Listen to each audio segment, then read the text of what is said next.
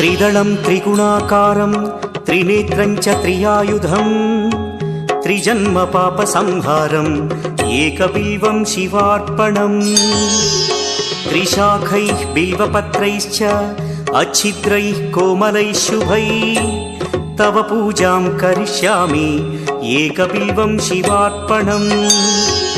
कोटिकन्या महादानं तिलपर्वतकोटयः काञ्चनं शैलदानेन एकबिल्वं शिवार्पणम् काशीक्षेत्रनिवासं च कालभैरवदर्शनौ प्रयागे माधवं दृष्ट्वा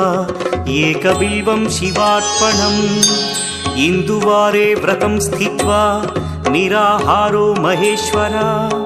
नक्तं हौष्यामि देवेश एकबिल्वं शिवार्पणम् रामलिङ्गप्रतिष्ठा